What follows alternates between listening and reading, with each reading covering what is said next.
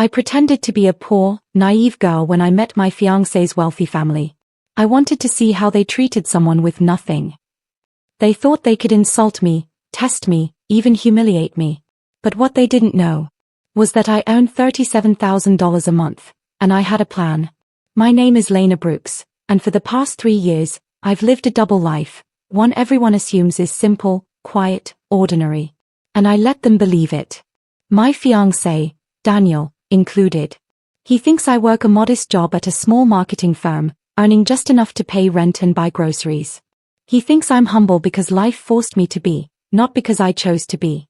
What he doesn't know is that behind the unpolished life I show, I run a highly successful remote consultancy business. I negotiate contracts worth 6 figures, advise international clients, and earn a monthly salary that shocks people when they finally hear the number.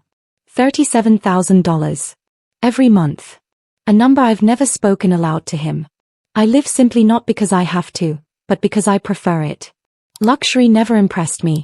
My parents grew up with nothing, and they taught me early that money can buy comfort, but it can also blind people. It can turn affection into competition, kindness into expectation, love into transaction. I learned that the hard way when my ex-boyfriend found out about my income and immediately began planning a life that benefited only him. So when I met Daniel, a sweet, charming, seemingly grounded man, I told myself, this time, start slow. This time, don't lead with money. Lead with heart. And for a while, it worked. Our relationship was warm and uncomplicated. He admired my simplicity, praised my humility, said he loved how unmaterialistic I was.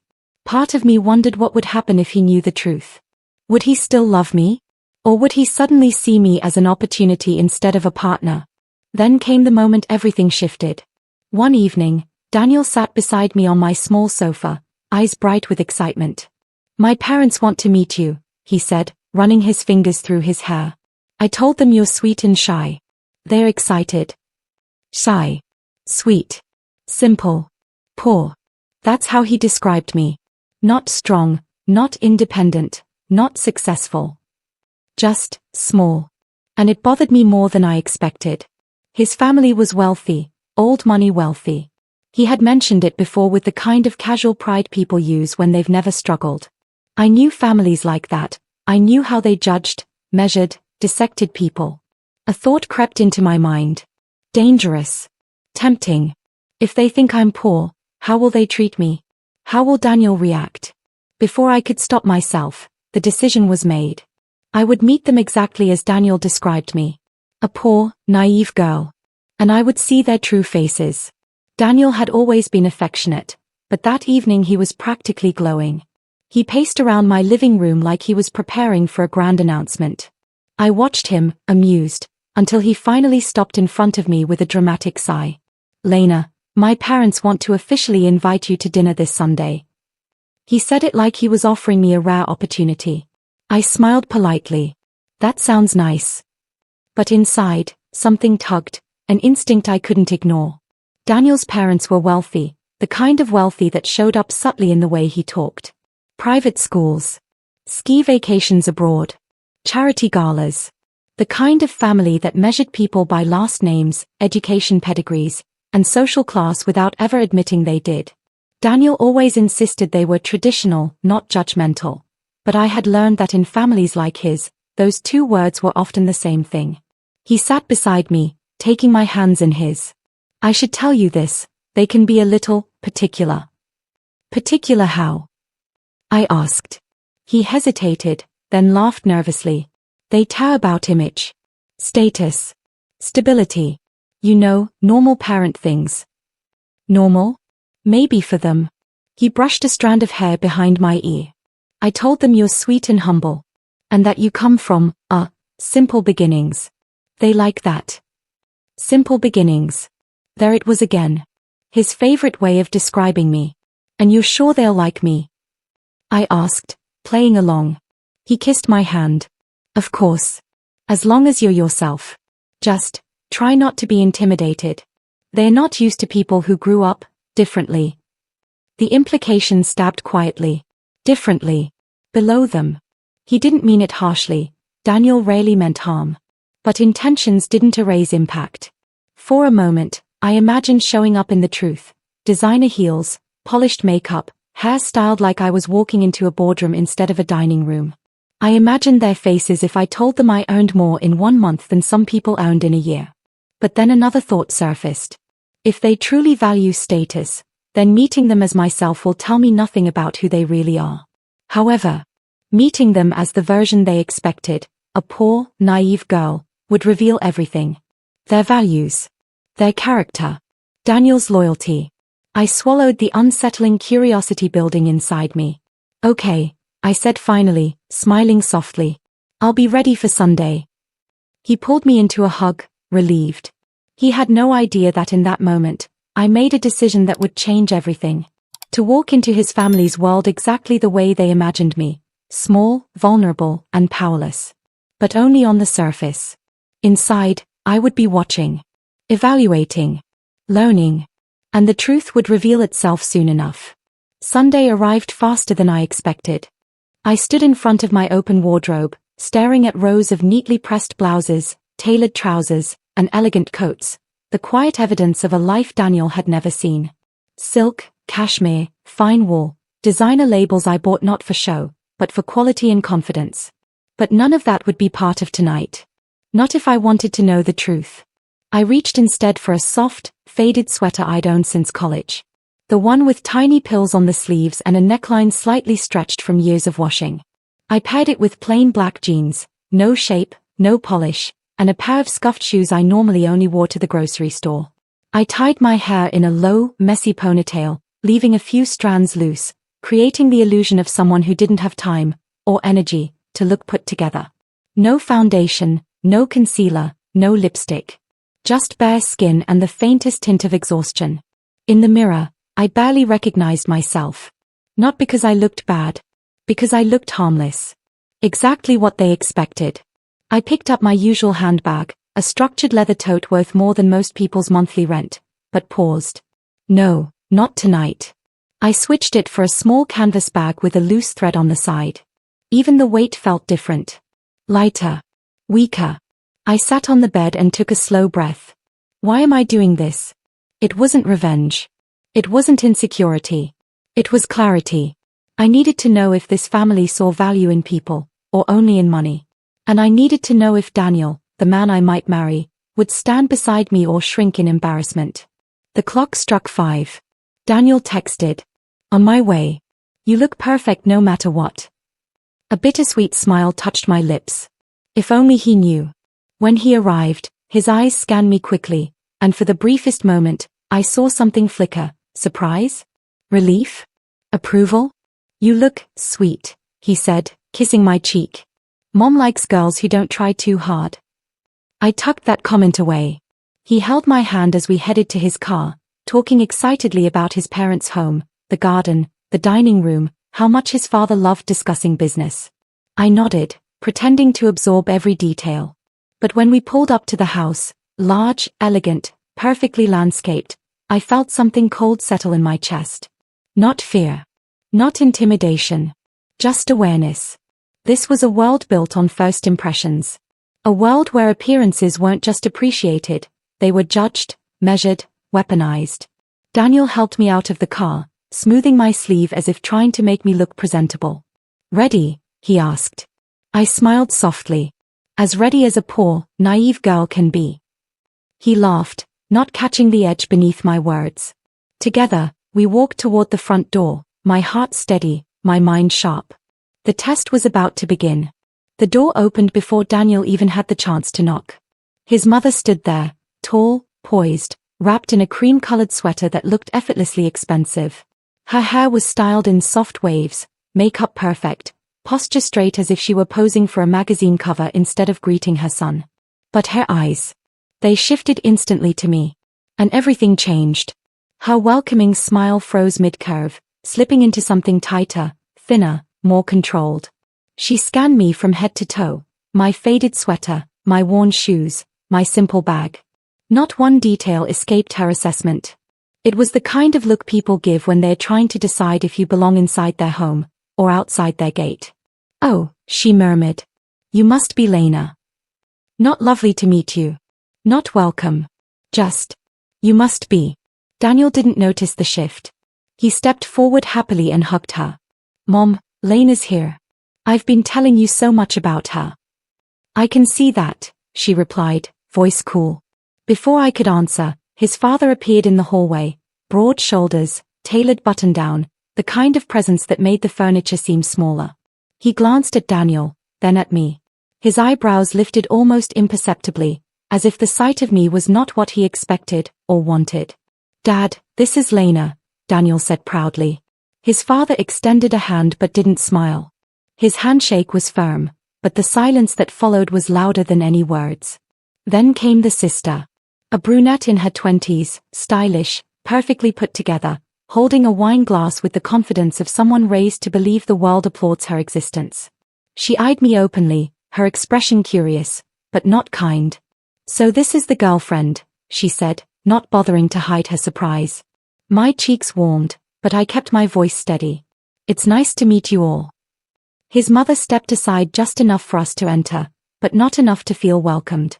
As I walked into their pristine foyer, I felt the temperature drop, not the physical one, the emotional one. Everything inside the house was immaculate. Marble floors, framed art, fresh flowers arranged with professional precision. It smelled faintly of rosemary and something luxurious I couldn't name. Daniel, oblivious to the tension, kept talking. We're so excited to be here. Lena's been looking forward to this dinner. Oh, his mother said, eyebrows arching. Have you, dear? I have, I replied gently. A silence stretched. The father's eyes landed on my sweater. The sister's gaze flicked to my shoes. The mother's lips twitched, almost disapprovingly. It was subtle, but unmistakably clear. I was being judged. Measured. Sized up like a misfit puzzle piece forced into their perfect picture. And I hadn't even sat down yet. As Daniel guided me toward the dining room, his hand warm around mine, I glanced back at the family. Their expressions told me everything. This night was not going to be simple. It was going to be revealing. Very revealing. The dining room looked like it belonged in a lifestyle magazine, white candles flickering in crystal holders, polished cutlery aligned with surgical precision, and plates so delicate I was afraid to breathe near them. A long mahogany table stretched across the room, set for 5, though the space felt unbearably tight the moment we sat down. Daniel pulled out my chair with a soft smile. His mother raised an eyebrow as if the gesture was excessive for someone like me. We hadn't even begun eating when the first comment landed. So, Lena, his mother said, folding her napkin with meticulous grace, Daniel mentioned you come from humble roots. There it was. The opening shot. I kept my voice calm. Yes, my family has always lived simply. That's admirable, she replied, though her tone suggested otherwise. Some people don't feel the need to chase ambition. Her gaze brushed my worn sweater again. Daniel's sister leaned her chin on her hand. So what do you do? Like, exactly? Daniel wasn't very clear. I work in marketing, I answered simply. Oh, she said, tilting her head. That explains the creative wardrobe. A small, forced laugh escaped her. The mother joined in softly. Daniel frowned. Come on, guys. His father interrupted. And is marketing stable? I mean, financially? Or does it depend on clients, trends, things like that? It's stable enough, I replied. He hummed, the kind of hum that meant not impressive. Food arrived, grilled salmon, roasted asparagus, lemon herb rice. Everything arranged like artwork. But the conversation continued, slicing through the air sharper than any knife on the table. Midway through the meal, Daniel's sister spoke again. So, Lena, do you have any long-term plans? Career goals? Investments? The word investments was said like it belonged only to people at this table. I smiled politely. I do have goals. But I try not to rush life. His mother's lips twitched. Of course. Some people aren't meant for fast-paced success. Daniel choked a bit on his water. Mom. What? She said innocently. I'm just saying Lena seems simple. It's refreshing. Simple. A word they kept using as if it were a compliment when spoken to the right kind of person. We like people who know their place, the sister added with a smirk. My fingers tightened slightly around my fork, but I didn't react outwardly. Not yet. Daniel reached for my hand under the table, giving it a gentle squeeze. His eyes apologized silently, though he didn't defend me aloud. Interesting. The father cleared his throat. Well, at least she seems polite. That's something. Something. Not someone. The conversation moved on, but the tone remained the same, polished on the surface, poisoned underneath. With every comment, every glance, every smug smile, they told me exactly who they were. And I listened. Quietly. Carefully. Taking note of every word they said while believing I was too naive to understand. Little did they know. The simple girl at their table could have bought the entire dining set with 1 week's income.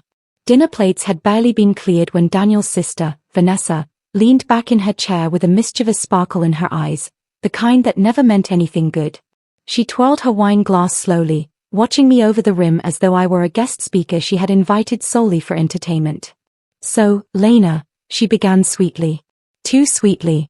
You said you work in marketing, right? Yes, I replied. She tapped her nail against the glass. I've always wondered, do you know what OI stands for? Her mother smirked behind her napkin. Her father raised an eyebrow, amused. Daniel stiffened beside me. I knew exactly what Vanessa was doing. OI. A basic business term most college freshmen knew. She wasn't curious, she was hunting. Testing. Waiting to see if the poor, naive girl could keep up. I pretended to think for a moment. I'm not entirely sure, I said softly. Her smile widened, triumphant. It's return on investment.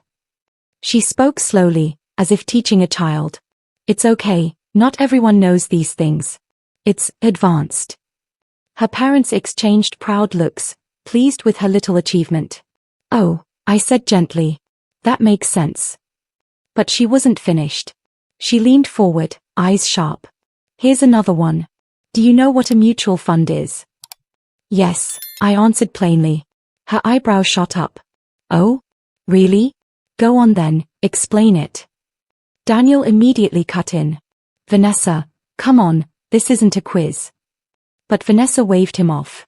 I'm just curious. Lena mentioned she doesn't rush life, so I assume she doesn't have much experience with financial literacy. The words hung in the air like a trap. I smiled politely. A mutual fund. No, she interrupted, laughing lightly. Actually, never mind. It's okay. I'm sure it's not something you've dealt with before. Not something I've dealt with? I had personally built and managed a portfolio of them for years. But I kept my expression innocent, letting her believe the lie she wanted. Vanessa wasn't done. Mom, she said, turning dramatically. Remember when I asked you whether Daniel's girlfriend would be able to handle our family's business conversations? I told you she might feel overwhelmed. Her mother nodded sympathetically. It's not her fault. Some people just grow up differently. Daniel's jaw tightened. Guys, stop. His father chuckled. Well, she's quiet. That's something. A woman doesn't always need to understand business. I looked up, meeting his eyes. Of course. We all have different strengths. Vanessa took that as victory. She lifted her glass. To knowing your strengths. Their glasses clinked together, a chorus of delicate crystal that felt like an insult disguised as celebration. Daniel looked mortified, but he still didn't stand up for me fully. Just another note I tucked away. I wasn't angry. I was observing. Because every test they threw at me revealed another truth. Not about me. But about them.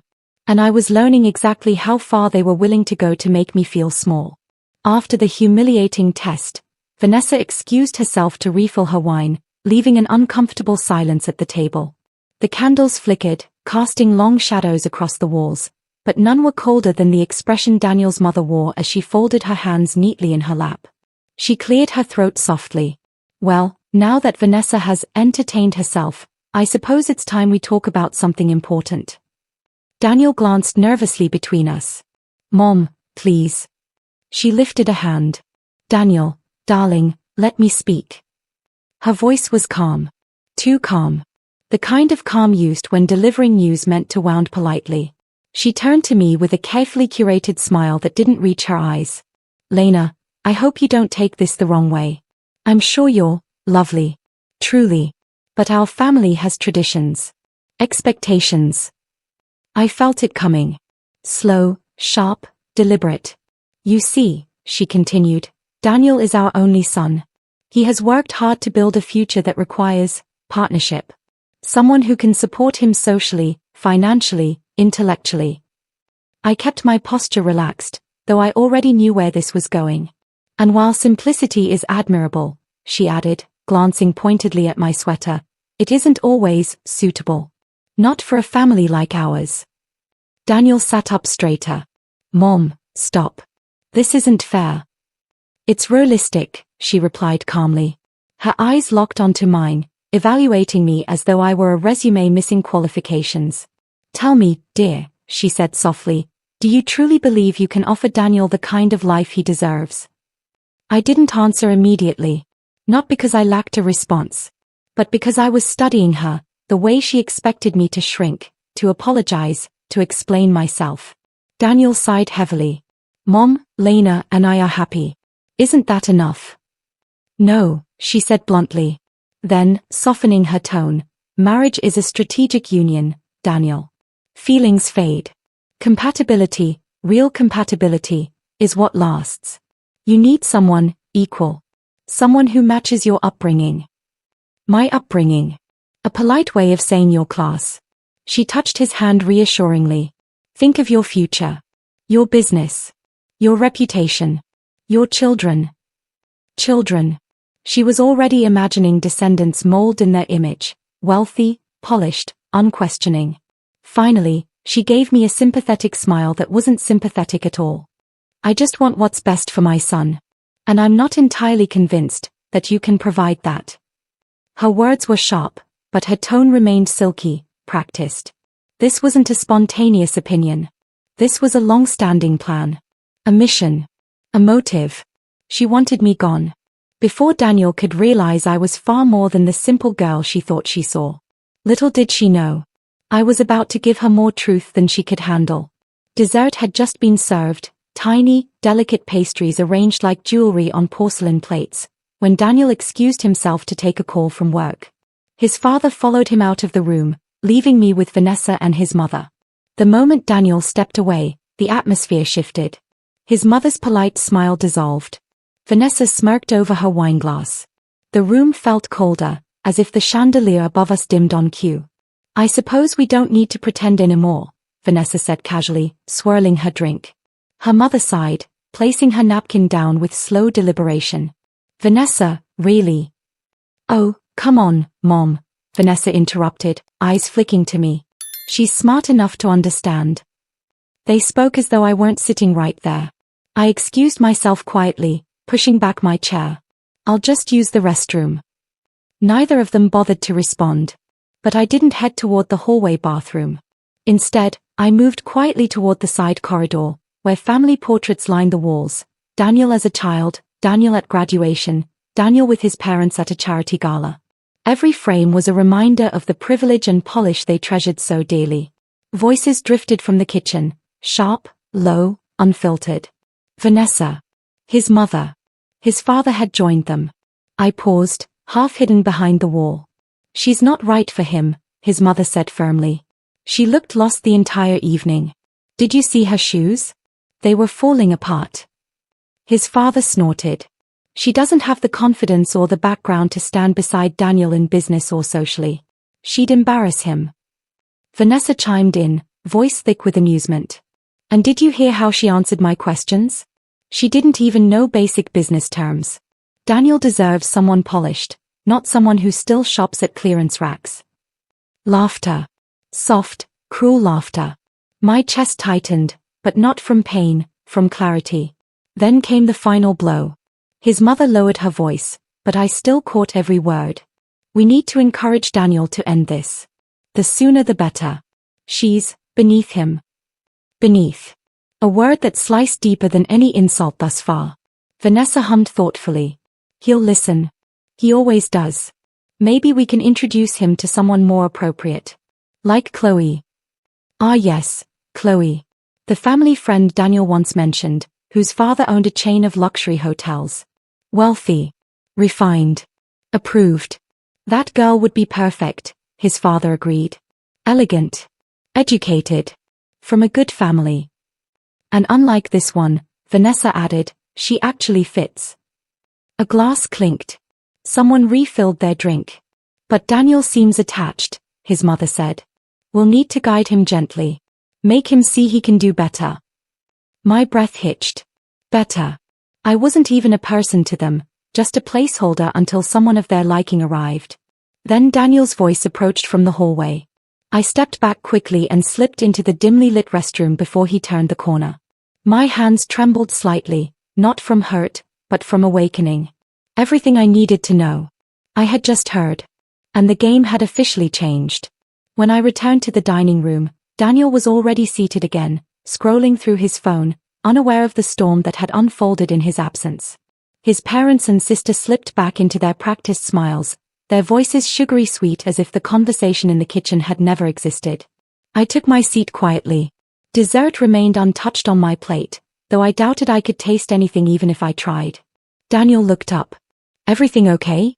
You were gone for a bit. I'm fine, I said softly. Just needed a moment. But something in my tone must have unsettled him. He reached under the table, gently brushing my hand with his thumb, a gesture meant to comfort, but now it only felt hollow. His mother cleared her throat. So, Daniel, she began with contrived delicacy, your father and I were just talking about your future. Your career, your social circles. Daniel leaned back, already looking tense. Here we go. It's just, she continued, glancing at me briefly, marriage is a partnership. You need someone who can grow with you. Someone who complements your lifestyle. His father added. Someone with stability. I felt the blow land. They weren't even pretending anymore. Daniel sighed. Stop. We talked about this. Did we? Vanessa chimed in, sipping her wine. Because it seems like you've been acting on feelings, not logic. Then his mother did what I suspected she'd been planning the entire evening. Daniel, she said softly, don't you think you deserve someone who matches your background? Someone who elevates you. Daniel's eyes flicked to me, hesitant, conflicted. A warning sign. I love Lena, he said firmly. That's what matters. Love, his father scoffed. You think love pays bills? You think love impresses clients? You think love will help you maintain the reputation we've built? My stomach twisted. Daniel's silence was immediate. His mother leaned in gently. We're not saying she's a bad person, dear. She's sweet. She's kind. But she can't help you in the ways you truly need. Financially. Socially. Long-term. Then Vanessa added the knife twist. Honestly, she's just too simple for you. For a moment, I expected Daniel to defend me. To stand, to speak, to shut them down completely. Instead, he lowered his gaze. I just want what's best, he murmured. My heart froze. His mother pounced on the weakness. And we're trying to show you what's best. Daniel ran a hand through his hair, torn. I mean, I did think about it, he said quietly. Sometimes it feels like we're from different worlds. There it was. The truth. Raw. Unfiltered. Undeniable. My breath caught, though I kept my face steady. He continued, voice low. I love her. I do. But I worry, she might struggle with my lifestyle. With expectations. With everything. His eyes met mine for a split second, full of guilt, not strength. In that moment, something inside me shifted. Not a crack. A clean break. It wasn't his family's judgment that hurt most. It was the realization that deep down, he agreed with them. He just didn't have the courage to say it out loud. I folded my hands calmly in my lap. Thank you for your honesty, I whispered. Daniel blinked, confused by my composure. But I knew something he didn't. He had just revealed more truth in one moment than his entire family had all evening. And now, I knew exactly what I needed to do next. The room had gone silent after Daniel's hesitant confession, a silence that felt less like a pause and more like a verdict. His family exchanged glances, each one confirming what the others were thinking but hadn't yet dared to say aloud. Then his mother straightened her posture, smoothing the fabric of her elegant blouse as if preparing for a business negotiation. Lena, she began with a tone coated in artificial warmth, we appreciate your sincerity. Truly. But sometimes love isn't enough. Her words were gentle. Her intent was not. Daniel looked uneasy but didn't speak. His mother folded her hands gracefully. We want to help you. We really do. It must be hard, financially, maintaining a relationship when lifestyles are so different. My heartbeat slowed. I knew what was coming. Her husband nodded, already reaching for something in the drawer of a side cabinet. It's not personal, he added. This is simply what's fair. Fair. Vanessa watched with thinly veiled excitement, like a spectator at a private show. Daniel's father pulled out a sleek white envelope, thick, heavy, unmistakably filled with cash. My breath hitched, though my face remained calm. His mother slid it across the table toward me. This is a gesture of goodwill, she said softly. A way to ensure your transition is comfortable. Daniel's jaw tightened. Mom, seriously? She held up a hand. Daniel, this is for everyone's benefit. Then she looked at me. We believe it's best if you step away. Move on. Allow Daniel the chance to find someone more aligned with his future. Vanessa chimed in casually. Think of it as compensation for your time. Time. As if my presence in Daniel's life was a transaction. Daniel pressed his palms to his forehead, torn between love and loyalty, between backbone and family pressure. But he didn't speak. Not a word. Not to defend me. Not to reject the offer. Not to protect the relationship he claimed to cherish. His silence spoke louder than anything else in the room. I stared at the envelope, this lifeless symbol of their contempt. Money meant to buy my dignity. Money they assumed I needed. Money they believed would convince me to disappear quietly. I had more in my bank account than they could imagine. More than Daniel's father made in a month. More than this envelope could ever contain. But they saw me as someone small. Someone desperate. Someone who could be bought. I looked up slowly, letting my gaze travel from the mother's cold smile to the father's expectant expression to Vanessa's amused smirk. Then to Daniel. His eyes were pleading, ashamed. But still silent. I realized then that he didn't want me to take the money. But he also didn't want to fight for me. And that truth was far more painful than the envelope sliding across the table. I placed my hands gently in my lap, inhaling deeply. They thought they had cut me down. They thought they had ended the story. But they had just set the stage. For my reveal. I sat perfectly still, hands folded neatly in my lap, the envelope lying untouched in front of me like an accusation. The room felt suspended in a thick, suffocating pause, every breath, every heartbeat waiting for my reaction. But inside me, there was no chaos. No panic. No anger. Only clarity. I looked at Daniel first. His eyes were wide, conflicted, full of a guilt he couldn't mask. He opened his mouth to speak, but nothing came out, because he didn't know which side he stood on yet. Mine, or theirs. His silence answered for him. I exhaled slowly. Thank you, I said softly, my voice steady, for your honesty. All three faces across the table stiffened. They expected tears. Anger. A scene. Not this. I continued. I appreciate you telling me how you truly feel. His mother blinked, surprised. Well, I'm glad you understand. Vanessa raised an eyebrow, confused by my calm. His father straightened, sensing victory. But they misunderstood completely. I wasn't agreeing. I was concluding. I slid the envelope back across the table, not harshly, but gently, deliberately. I won't be accepting this, I said. His mother's lips tightened. Lena, dear, it's for your own good. No, I replied, still calm. It's for yours. Daniel swallowed hard. Lena.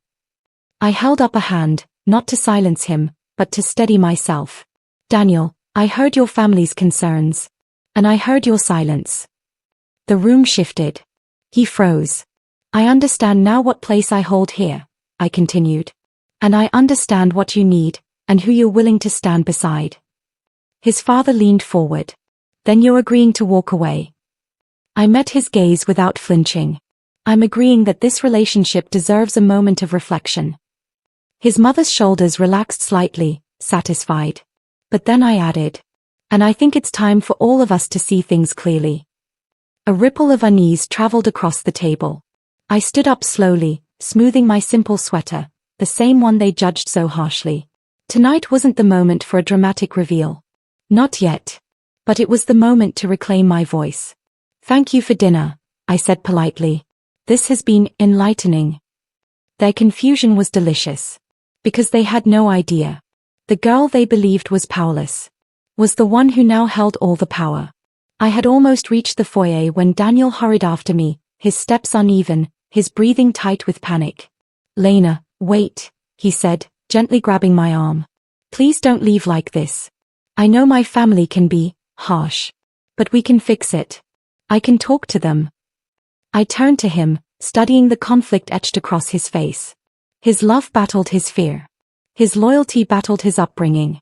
And I suddenly saw the truth clearly. He didn't defend me because he didn't believe he could. He didn't fight for me because he didn't think I was worth the fight. Not the version of me he knew, anyway. I stepped back into the dining room, my decision made. His parents and sister looked up, surprised.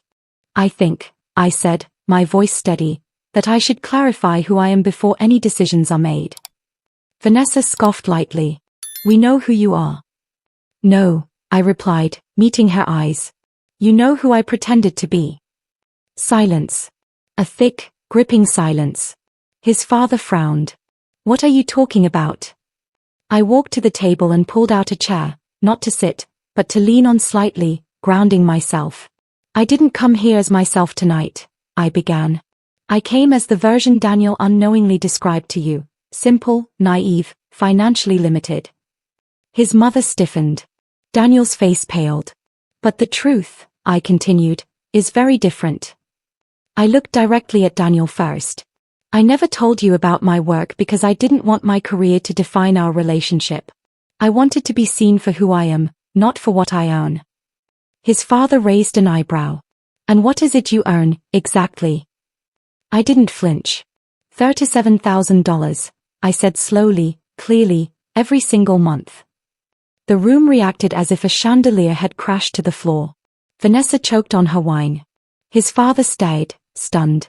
His mother's eyes widened, her poise cracking. Daniel's mouth fell open. I run a private consultancy, I continued. My clients include corporations, international brands, and startups willing to pay for high-level strategic work. I negotiate contracts your family's business would envy. Vanessa blinked rapidly. You earn what? I smiled softly. More than Daniel's salary. More than yours, I nodded at his father, and significantly more than the amount in that envelope. His mother's cheeks flushed crimson. I wasn't gloating. I wasn't revenging. I was telling the truth they never bothered to ask for. I live simply because I choose to, I said. Not because I have to. Not because I lack ambition. But because wealth means nothing if it changes how you treat people. His father cleared his throat roughly. Why didn't you tell us? Because I wanted to see how you treated someone you believed had nothing. Silence again, this time heavy, ashamed, panicked. Then I added gently. And now I have my answer. Daniel stepped forward, desperate. Lena, please, this changes everything. I looked at him with a sad, knowing smile. No, Daniel. This only revealed everything. Silence collapsed over the room, thick, stunned, almost suffocating. It was the kind of silence that happens when people realize they've misjudged not just a person, but an entire reality. Vanessa spoke first. Wait, hold on.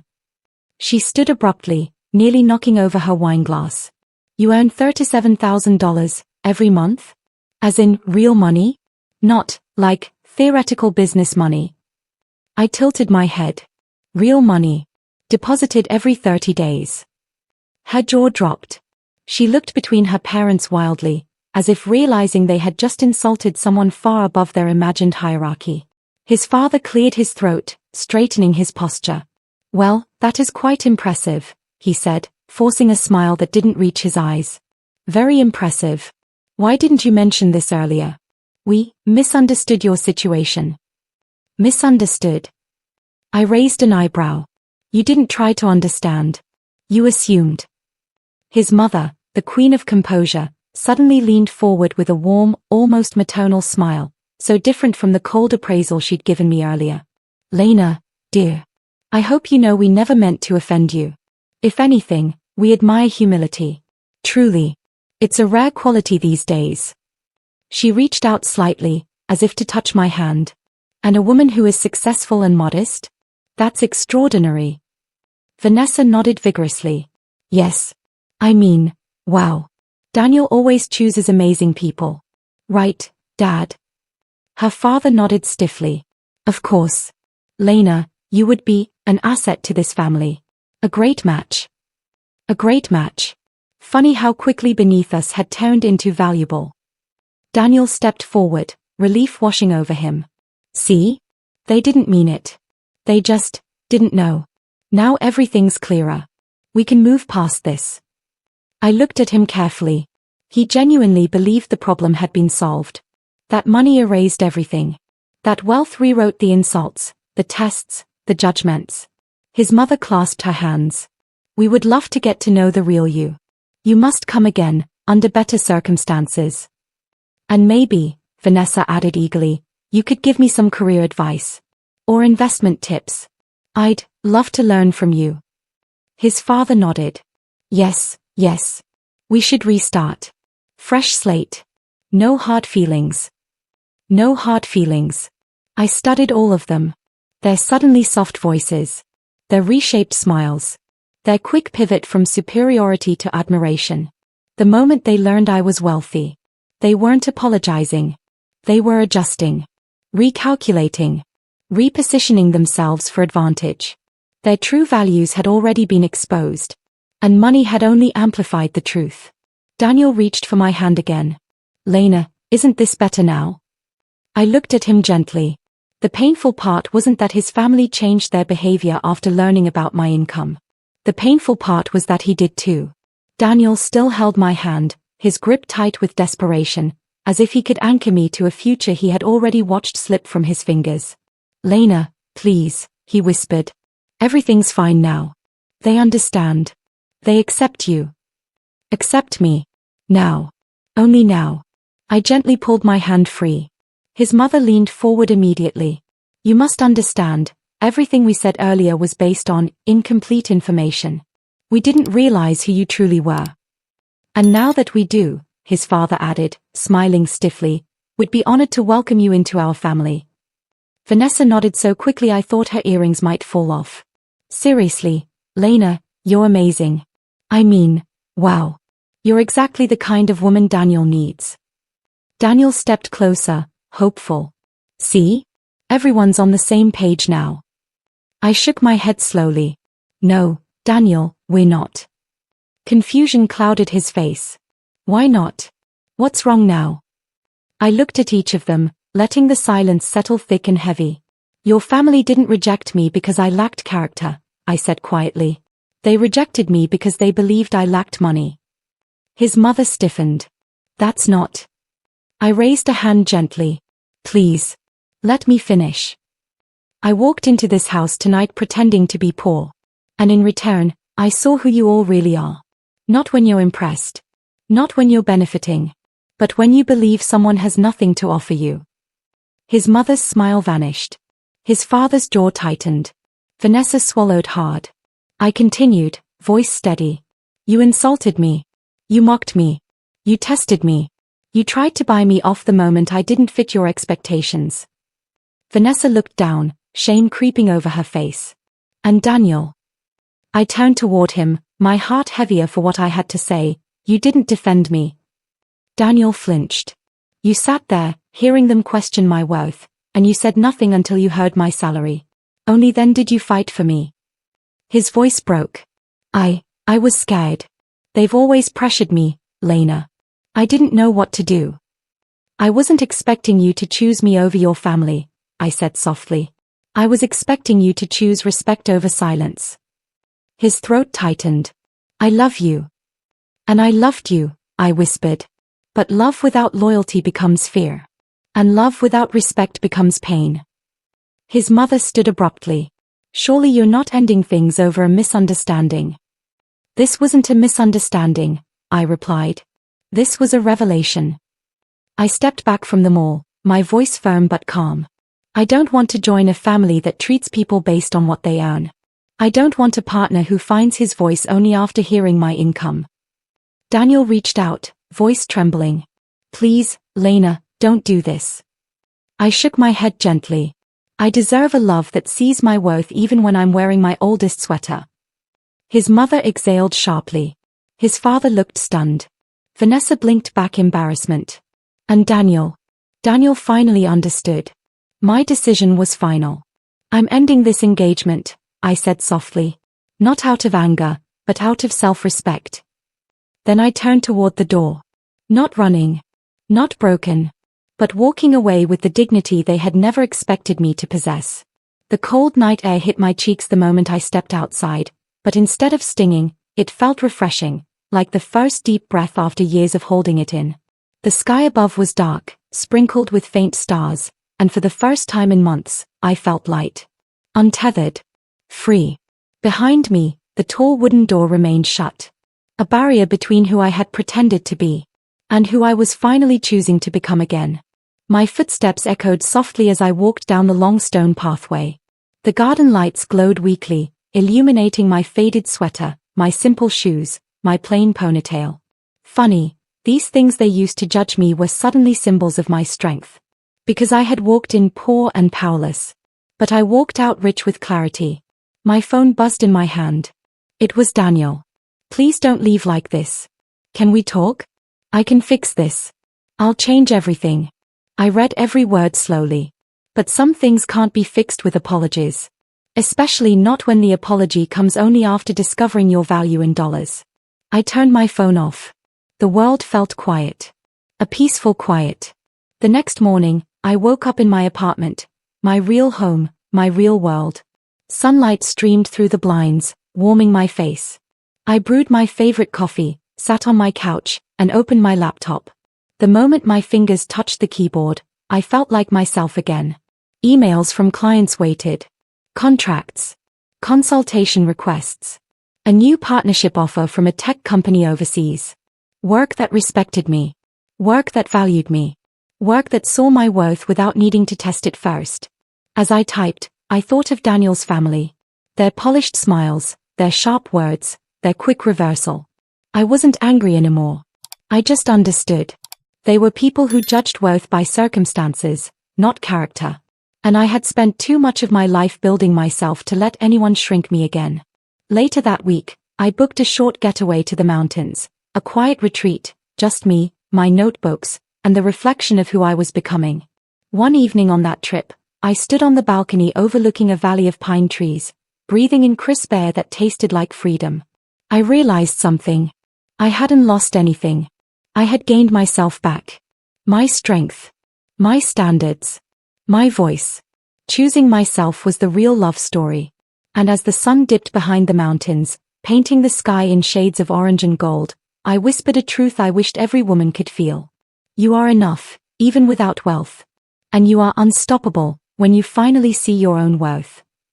I smiled, closing my eyes. The chapter with Daniel was over. But my story, my real story, was just beginning.